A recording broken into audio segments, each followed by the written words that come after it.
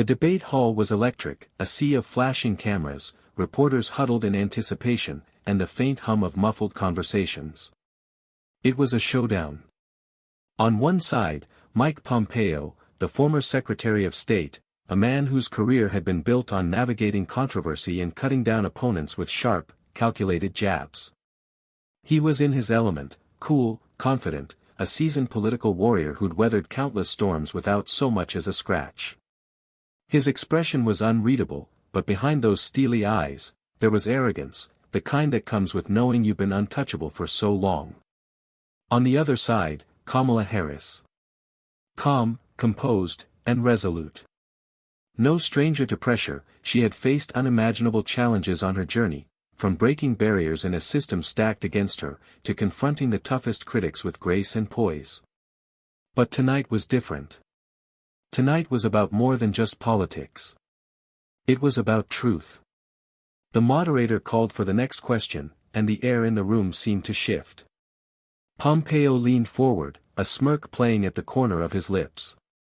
He had been waiting for this moment, the moment where he could throw a challenge that would rattle Harris. So, Senator Harris, Pompeo's voice boomed through the microphone. You've made your fair share of promises, haven't you? But let's be real for a second. What does your idealism have to offer the American people when it's facing real-world threats? You stand there preaching unity, but at what cost? Do you even understand the gravity of national security? The words were sharp, aimed to cut deep, to expose any ounce of vulnerability. He was used to seeing opponents flounder, their words fumbling as he relentlessly pressed. But then, without missing a beat, Harris straightened up. Her eyes locked with his. She spoke softly, but the weight of her words was impossible to ignore. Mike, she said, her voice unwavering. Real strength doesn't come from intimidating others with fear. It comes from the courage to stand up for what's right, no matter the cost. The room went dead silent. It wasn't just the words, it was the way she said them. Pompeo, the master of debate, the man who had crushed his critics with ruthless precision, was now staring back at her, speechless. The audience was frozen, unsure of what they had just witnessed. It was as if the world had held its breath. Pompeo opened his mouth, but no words came. The silence stretched on, heavy and uncomfortable. For the first time in his political career, the master had been outclassed. But what happened next left everyone in the room, and the millions watching, dumbfounded. As the room sat in stunned silence, the significance of the moment began to unfold beyond the confines of the debate stage. This wasn't just a political argument, it was the embodiment of a deeper clash, one that went far beyond the personal rivalry between Kamala Harris and Mike Pompeo. This was about the very soul of America. Over the last few years, the country had been shaken to its core. The divide between left and right had become an insurmountable chasm, and the lines between truth and falsehood had blurred until they were barely distinguishable. The political landscape had shifted, as the old norms gave way to the new, where deception often triumphed over honesty, where fear was peddled as a political tool, and where the ideals of justice, equality, and unity were constantly under attack. The American people, fractured and exhausted, were left asking, what kind of nation do we want to be? The ideals that once bound the country together seemed increasingly fragile, threatened not only by external forces but by the very institutions that were supposed to protect them. And in that moment, on that stage, Kamala Harris was offering an answer. She wasn't just speaking as a politician, she was speaking as a defender of the American dream. A dream where dignity, inclusion, and the pursuit of justice mattered more than power or privilege. A dream where the future could be shaped not by fear and division, but by hope and unity. Mike Pompeo, on the other hand, had spent years as a stalwart defender of the old guard. He had risen through the ranks of the political elite by mastering the art of fearmongering and division. To him, power was about maintaining control, manipulating the narrative, bending the truth to suit his agenda, and ensuring that the establishment remained firmly in his grip. His rhetoric was about drawing lines in the sand, pushing the idea that America could only be great if it turned inward, closed its doors to others, and saw the world through a lens of suspicion and animosity. This wasn't just a disagreement over policy or ideology, it was a fight for the future of the country. The values Harris represented, the belief in compassion, inclusivity, and the pursuit of justice, were in direct opposition to Pompeo's brand of nationalism, which thrived on fear, division, and power at all costs. The country had reached a tipping point. For those watching, this debate was more than a political contest, it was a referendum on what America stood for. And as Harris calmly made her point, the tension in the room escalated. The stakes were higher than ever. This wasn't about winning a single debate, this was about deciding what the future of America would look like. Would it be a country defined by empathy, opportunity, and shared prosperity?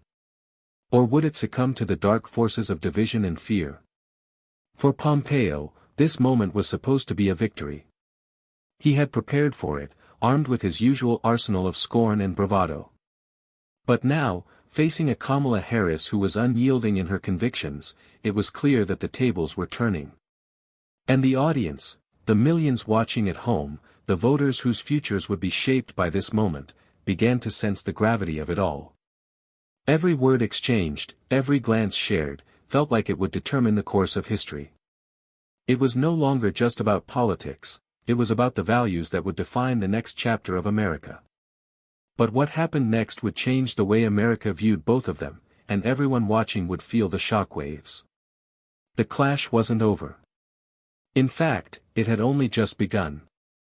Mike Pompeo was no stranger to controversy. His political career had been built on a foundation of calculated risk, ruthless maneuvering, and a sharp disregard for anything that stood in his way. To him, power wasn't about service or duty, it was about control. And for years, he had navigated the treacherous waters of American politics with a kind of ease that seemed almost invincible. Pompeo's rise was anything but accidental. He knew how to play the game, knew how to manipulate narratives, bend the truth, and maintain a calculated distance from the fallout of his decisions. When he entered Congress in 2011, it was clear that he wasn't there to make friends. His relentless focus on achieving his own objectives, coupled with a knack for cozying up to the powerful, quickly propelled him up the ranks. He was a master of messaging, always careful to spin his actions in a way that worked to his advantage. To those who saw him only from the outside, he was a shrewd politician. To those who got closer, he was a man who could make you think he was your ally, until you realized you were nothing but a pawn in his game. But Pompeo's success didn't come without a trail of ethical compromises, controversial decisions, and public contradictions. As head of the CIA, he ran the agency with a mix of cold pragmatism and personal ambition, willing to sidestep inconvenient truths if it meant protecting his own reputation or furthering his agenda.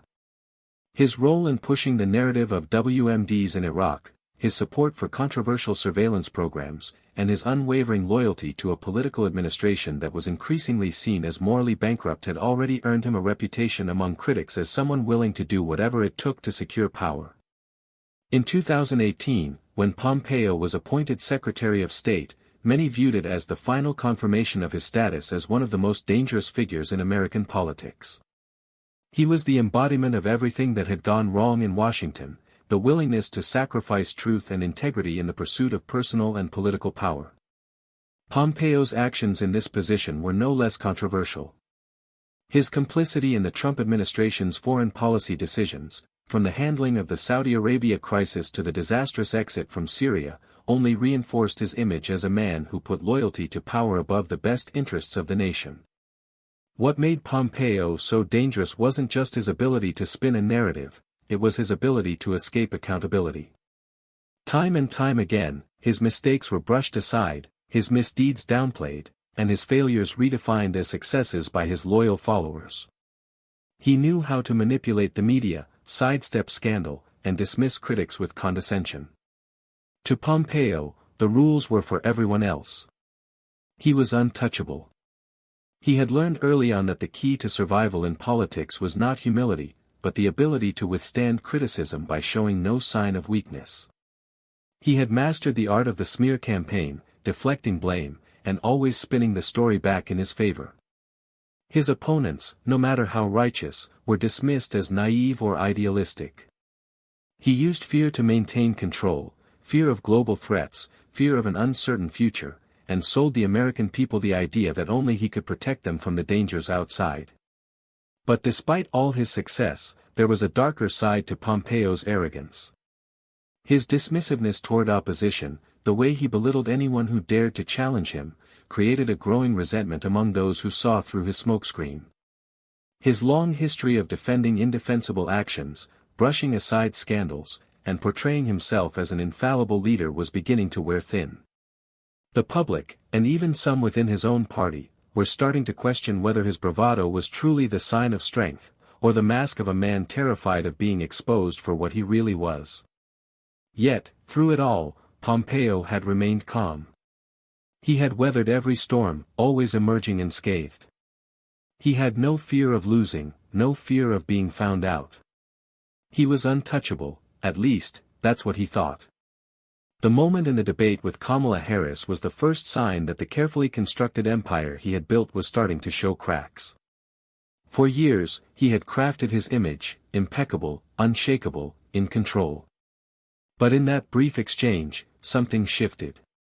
His confidence faltered, his facade cracked. Harris hadn't just challenged his policies, she had challenged his entire narrative, the very foundation upon which he had built his power. And in that silence, that split second where he was left speechless, something fundamental had changed. He wasn't untouchable anymore. But as the nation watched, one thing became clear: for the first time, Pompeo's confidence was cracking. The man who had once manipulated the public with ease was now left scrambling for words, trying to hold on to the image of himself that had always been his greatest asset. And the audience, both in the room and at home, could see it, could feel it. Pompeo wasn't the invincible force he thought he was. His downfall had begun, and it was unfolding right before everyone's eyes. Kamala Harris wasn't born into a world that guaranteed success. She didn't inherit power, nor did she benefit from a privileged position in society. Her story was one of grit, determination, and an unyielding belief in the promise of justice, a belief that would define her entire career. Born to immigrants, Harris's upbringing was steeped in the values of resilience and the pursuit of equality. Her mother, a scientist from India, and her father, a Jamaican economist, instilled in her a sense of purpose that was grounded in the ideal that the fight for fairness is a fight worth winning.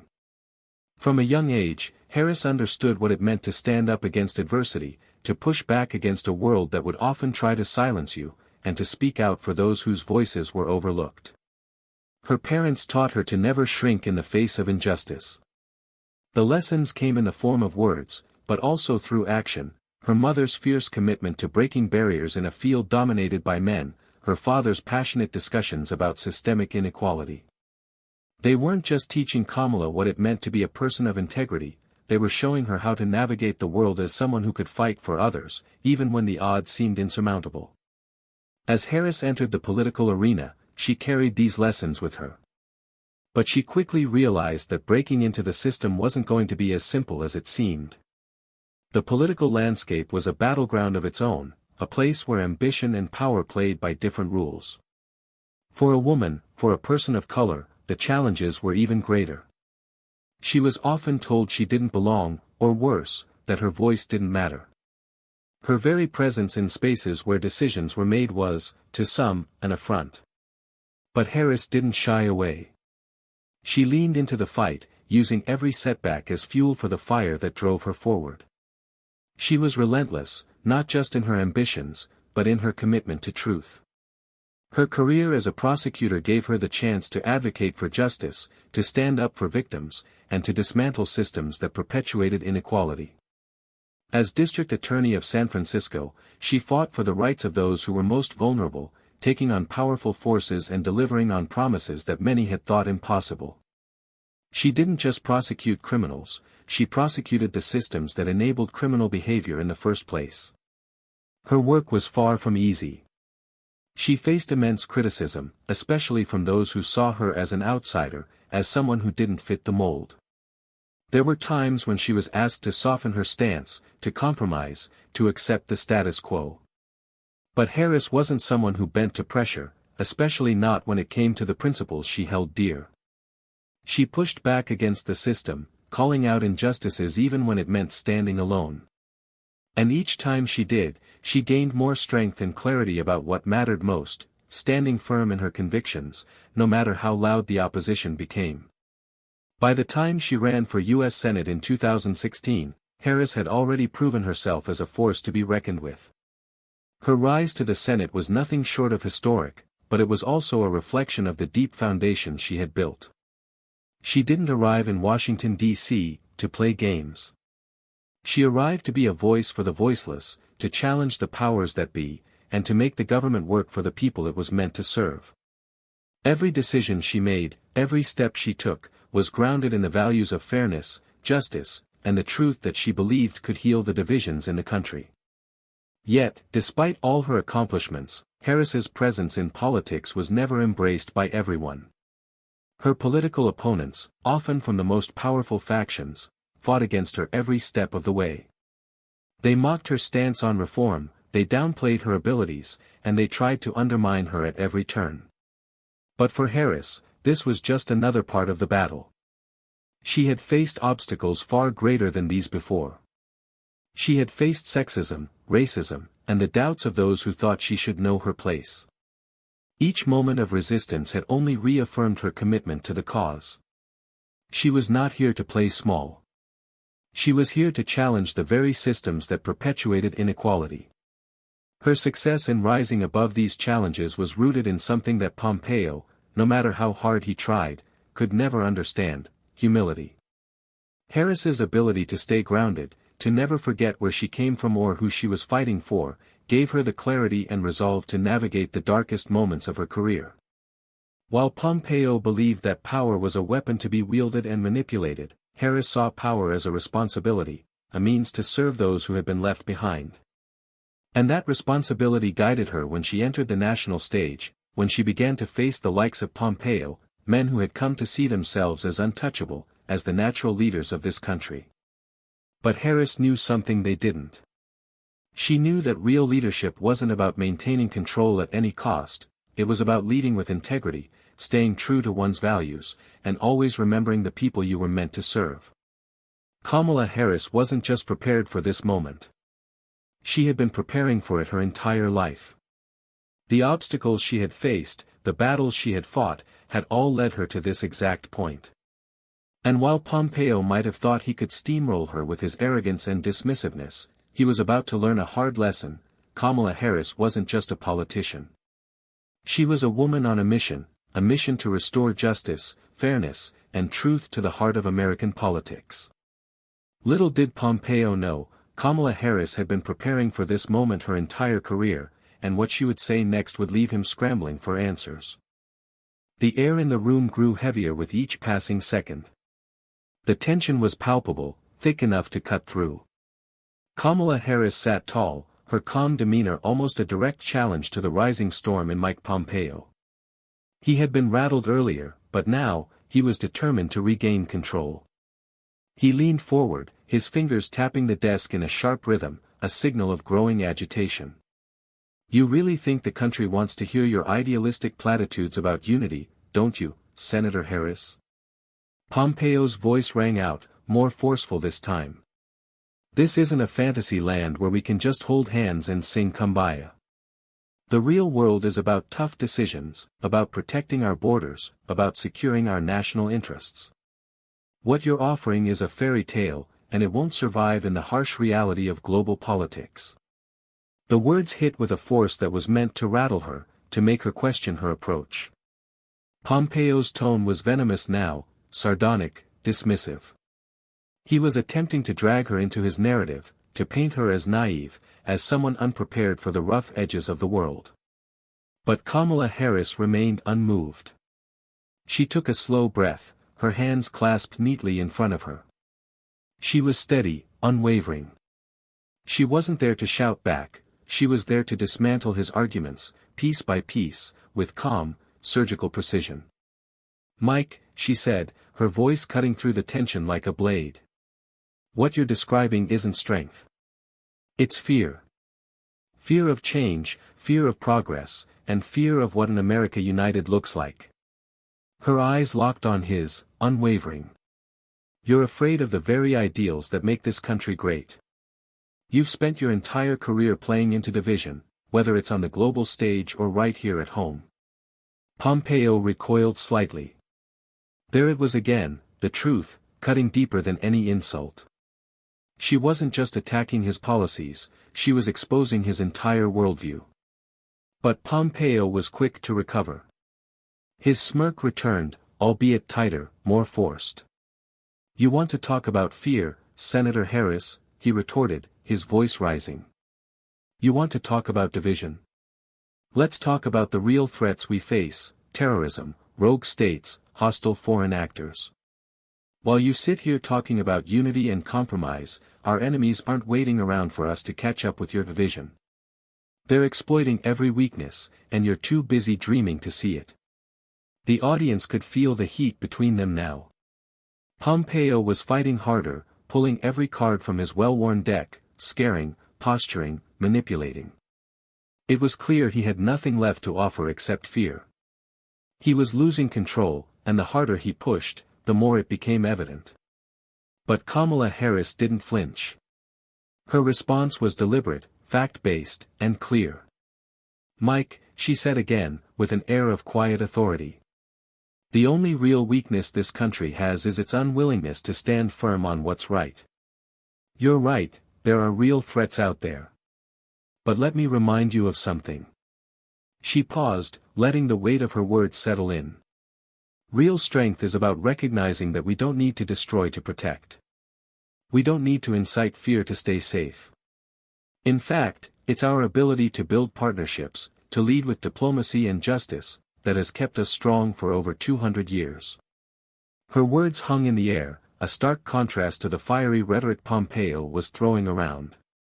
The audience shifted uncomfortably, the sound of a few deep breaths, some shifting in their seats, as if they were just now realizing the very real difference in how these two approached the world. Pompeo, visibly rattled now, tried to regroup, but his voice cracked. His carefully crafted narrative, the one he'd been repeating for years, was slipping away in front of him. His attempts to project dominance were only exposing his desperation. Don't preach to me about strength, Kamala, Pompeo shot back, his tone harsh. You've been living in your bubble, isolated from the real challenges we face as a nation.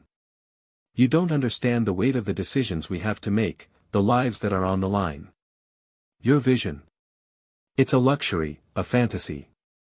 But Harris wasn't rattled. In fact, she grew even more resolute, her next words cutting deeper than any attack could. Mike, let me remind you of something even more important. You don't get to define what strength is for this country. Our strength comes from who we are, from the core of our values. Not from putting walls up and closing off the rest of the world, but from reaching across those walls to build something better. It's not about playing games with people's lives, it's about ensuring that every person in this country has a shot at the American dream.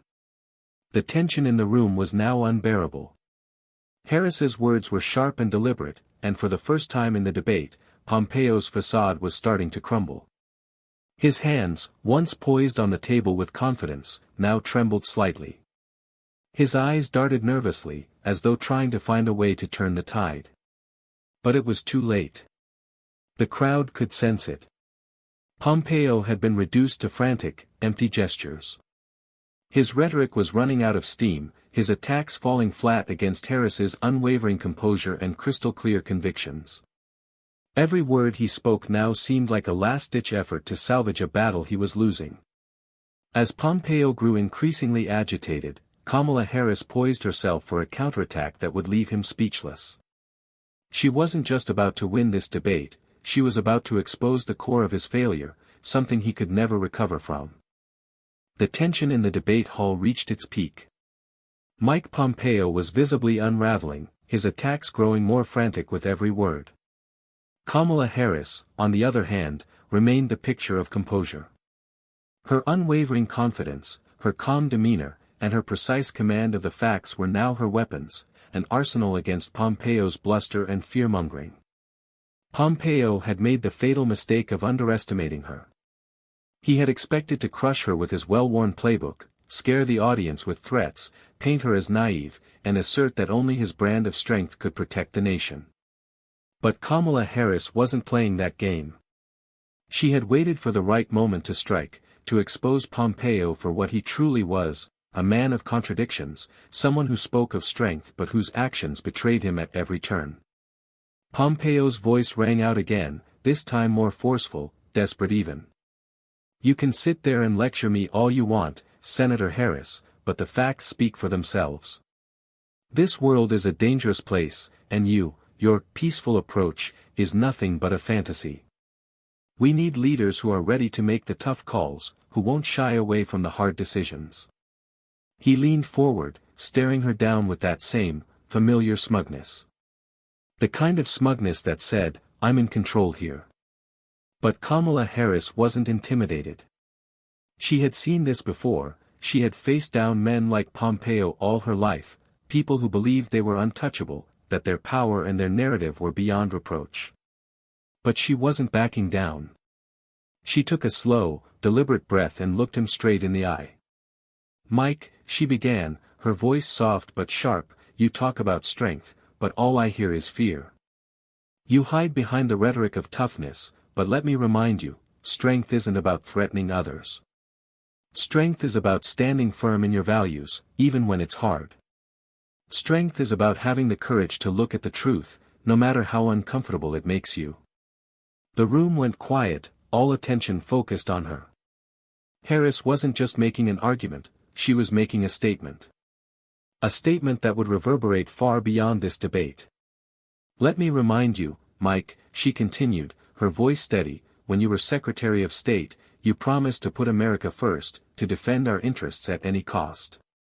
But what you didn't tell the American people was how you turned a blind eye to human rights abuses, how you prioritized the interests of dictators over the values that this country was founded upon. You chose power over people, and you did it time and time again. Pompeo's face tightened. He was used to throwing out insults, used to being the one in control. But now, he was the one being held accountable. Harris's words landed with the precision of a surgeon's scalpel, cutting away at the layers of defense Pompeo had built over his career. She wasn't just pointing out his hypocrisy, she was laying bare his entire philosophy, exposing the fragile foundation upon which his power was built. You sat there, Harris went on, her voice growing stronger, and talked about protecting America, but you didn't protect the people who needed it the most. You abandoned the very values that make this country great, values of freedom, of justice, of fairness. You put our interests ahead of the lives of the people who depend on us. And that, she paused, is the real danger to America. The audience was on the edge of their seats. The energy in the room had shifted. Kamala Harris had turned the tide, and it wasn't just her arguments that were hitting, each word she spoke was an emotional blow, a call to the moral compass that most Americans held dear. Pompeo, who had once exuded confidence, was now visibly shaking. His face flushed with frustration, his jaw clenched. He opened his mouth to speak, but Harris didn't give him the chance. She had already won this moment. Let's talk about your so-called strength, Mike, Harris said, leaning forward. You've spent your career exploiting fear, pushing an agenda that divides this country, that makes us weaker. You've sold the American people the idea that the world is a place to be feared, and that the only way to survive is to close ourselves off from others. You've put your interests ahead of the very people you claim to protect. You have made us weaker, not stronger. With every word, she dismantled Pompeo's narrative. She wasn't just confronting him on policy, she was calling out the very foundation of his approach, his belief that power could be maintained through fear, manipulation, and deceit. And with every line, she exposed the emptiness at the heart of his vision for the country. Pompeo opened his mouth again, but no words came. He was flustered, struggling to find a response, to salvage the position of authority he had held throughout his career. The silence hung in the air, growing heavier with each passing second. The crowd waited, breathless, as Pompeo stammered for a retort that never came. Kamala Harris, unwavering in her resolve, didn't let the silence linger. She had already delivered the final blow. "The truth is, Mike," she said, her voice calm but filled with moral clarity, "you're afraid of a world where we lead with compassion, with integrity, with justice. You're afraid of a world where we don't build walls but build bridges. You're afraid because, deep down, you know that what you've been selling, the lies, the fear-mongering, the corruption, isn't the strength this country needs. It's a weakness." Pompeo stood there, staring blankly. For the first time in his career, he had nothing to say. No words. No rebuttals. Nothing. The room was utterly still, and the deafening silence was the loudest statement of all. Kamala Harris had delivered her masterstroke, and in that moment, she had shattered the very narrative Pompeo had spent years constructing. She hadn't just defeated him in this debate, she had exposed him for who he truly was, and in doing so, had delivered a resounding victory for truth, justice, and the America that so many people still believed in. Pompeo stood there, defeated, unable to recover from the truth that had just been laid bare. Harris's victory wasn't just political, it was moral, and it was undeniable. And as the debate continued, one thing was certain: Harris had taken control, and Pompeo had lost his grasp. The moment Kamala Harris delivered her devastating counterattack, it was as if the world itself stopped and took notice. The room fell into a stunned silence, and even after the debate concluded, the echoes of her words reverberated far beyond the walls of that hall. Within minutes, social media exploded into a frenzy. Twitter, Facebook, Instagram, every platform was alight with reactions, as millions of viewers shared their thoughts, their outrage, and their admiration.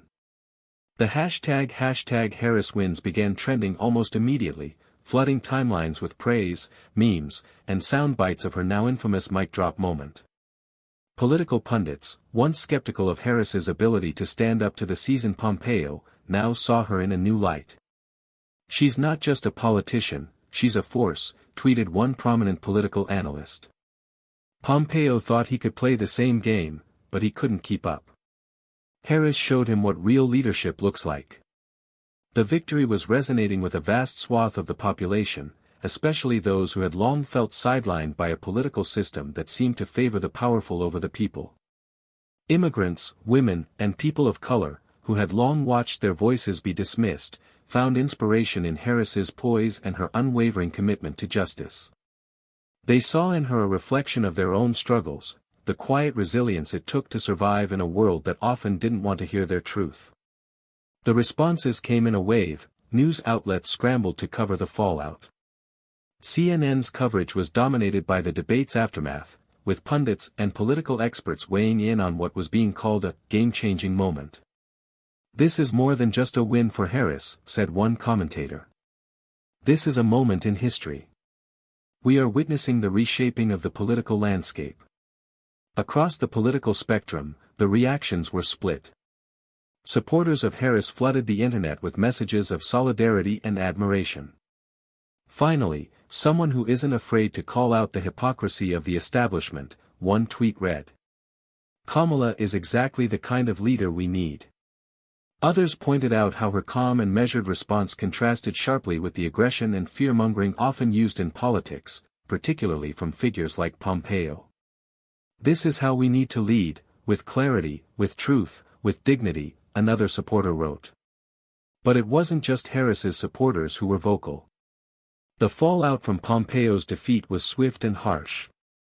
Political commentators on the right attempted to downplay the moment, but even they struggled to ignore the growing backlash. Pompeo's attempt to dismiss Harris as naive, as out of touch with the real world, had backfired spectacularly. His critics pointed out the contradictions in his own words, the contradictions that Harris had so expertly exposed. Pompeo's entire career has been based on talking tough, but it's clear he doesn't have the backbone to back it up, one conservative writer tweeted. What's more dangerous, Kamala Harris's diplomacy or Mike Pompeo's empty rhetoric? Celebrities, too, joined the conversation, amplifying the cultural shift that was unfolding. Actress and activist Kerry Washington tweeted, "Kamala Harris just reminded us what it means to fight with integrity." This is leadership. Hashtag Harris wins. Musicians, writers, and influencers alike echoed the sentiment, celebrating the way Harris had not only defended her principles but had done so with poise and grace, dismantling Pompeo's arguments with the force of truth. Meanwhile, Pompeo's silence after Harris's mic drop moment did not go unnoticed. His loyal base tried to rally in his defense, but the momentum was fading fast. A video of Harris's final words, her condemnation of Pompeo's hypocrisy, was shared across news sites and social media, gaining millions of views. The stark contrast between Harris's controlled, factual response and Pompeo's increasingly erratic, defenseless retorts painted a clear picture for anyone paying attention. The debate wasn't just a clash of ideologies, it was a clash of moral character. Across television screens, the conversation continued to grow. MSNBC, Fox News, and even international outlets were covering the fallout. What had started as a domestic political event had become a global spectacle. Kamala Harris just delivered a knockout punch, and Mike Pompeo has no answer, said one news anchor. This could redefine the political conversation for months to come. As hours passed, the narrative surrounding the debate began to solidify. Harris had shown that strength in leadership wasn't about posturing or building walls, it was about speaking the truth, standing by your values, and confronting the system, even when the odds were stacked against you. She had not only exposed Pompeo's hypocrisy, she had demonstrated the type of leadership that transcended party lines. For the first time, the nation saw what it could look like to have a leader who prioritized justice, equality, and diplomacy over division and fear. But just as the dust seemed to settle, a new twist emerged, one that would leave everyone questioning Pompeo's future. Word began to spread that Pompeo's campaign was in trouble, not just because of the debate but due to mounting internal pressures within his own party. Rumors of dissatisfaction among key supporters and donors began to swirl. His position as a political powerhouse seemed shakier than ever before. In the coming days, reports surfaced that Pompeo's team was scrambling to downplay the fallout, attempting damage control by issuing statements, but nothing seemed to silence the questions now looming over him. Was this the end of Pompeo's political career? Could he recover from this devastating blow, or had Kamala Harris's masterstroke irrevocably changed the dynamics of the race? The questions lingered, unanswered, as Harris's victory continued to resonate across the country. This wasn't just about one debate, it was about a moment in history that had shaken the political landscape, a moment that had revealed the true measure of leadership and exposed the deep fractures in the old political guard. As the nation watched, the world was forced to confront a new reality, the tides were shifting, and Kamala Harris had just become a central force in shaping that future. The dust from the debate had settled, but the weight of what had happened continued to linger in the air. Kamala Harris had done more than just win a political debate, she had delivered a masterclass in integrity, in leadership, and in moral courage. As the public absorbed the aftershocks of the confrontation, it was clear that this wasn't just a fleeting victory for Harris. This was a moment that would echo in the hearts and minds of Americans for years to come.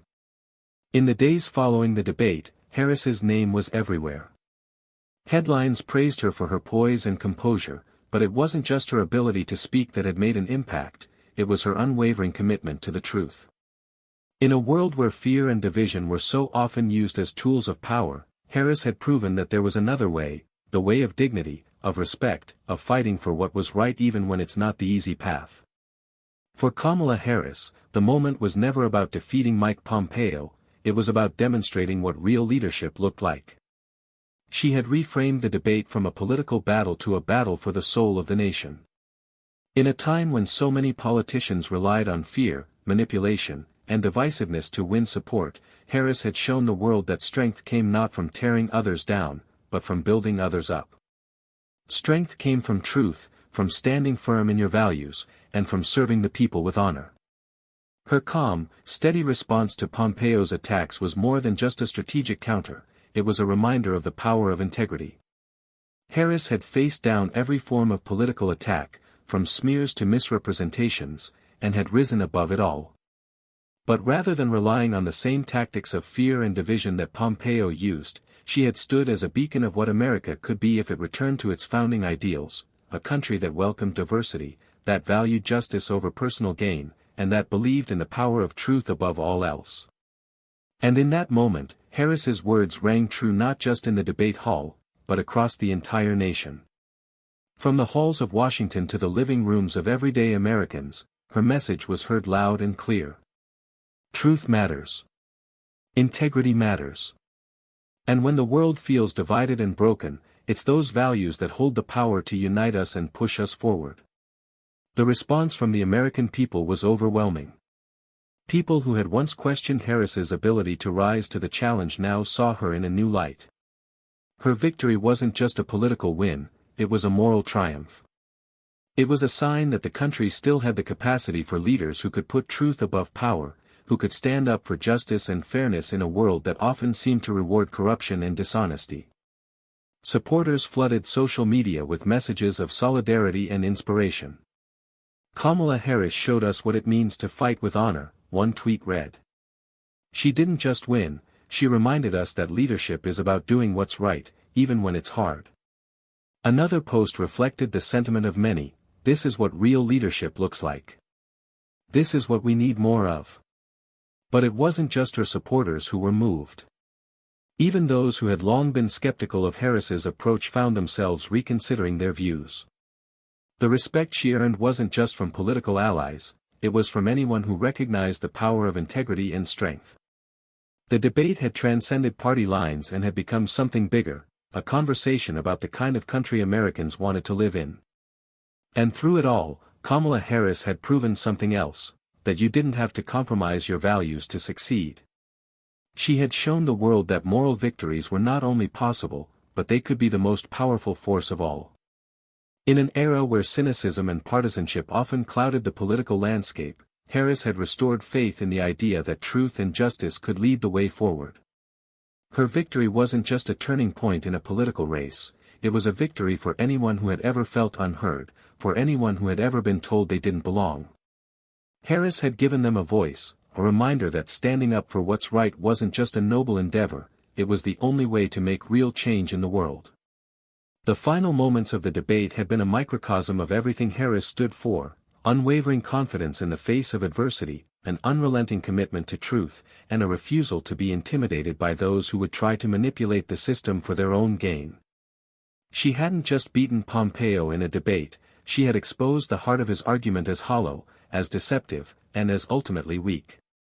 And in the days and weeks to come, the conversations that started in that debate hall would continue.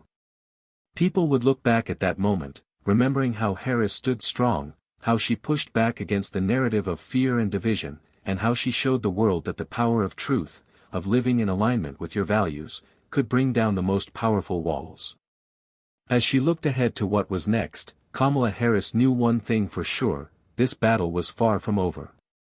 The struggle for truth, justice, and dignity was a lifelong fight, but with every victory like this one, she was reminding the world that the path forward would always be one paved by integrity, courage, and the unwavering belief that the right thing is always the strongest thing.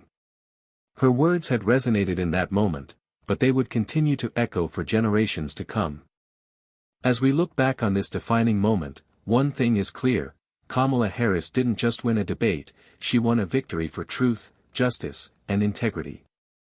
In the face of fear and manipulation, she stood tall, reminding us all that real strength comes not from tearing others down, but from building up the values that define us as a nation. She showed us that when we lead with dignity, when we stand by the truth, and when we refuse to let lies dictate our future, we have the power to change the world. This moment wasn't just about Harris. It was about all of us. It was about reclaiming the narrative that fear and division will never be the answer. It was about standing firm in what we know is right, even when the odds are stacked against us.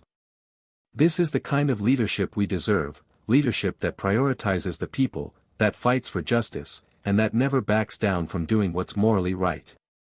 Now, it's up to us to carry this momentum forward. The fight for truth, for fairness, and for a brighter future is far from over. If you believe in what Kamala Harris stood for in that debate, then it's time to take action. Share this video, spread the message, and be part of the movement that stands up for what's right. Subscribe to our channel for more stories of courage and conviction, and join us in this ongoing fight for justice and integrity. The future is in our hands, and together, we can make sure it's a future defined by truth, dignity, and hope. Let's keep pushing for a world where integrity triumphs, where leaders stand for justice, and where every voice is heard. This is just the beginning. Join the movement. Be the change.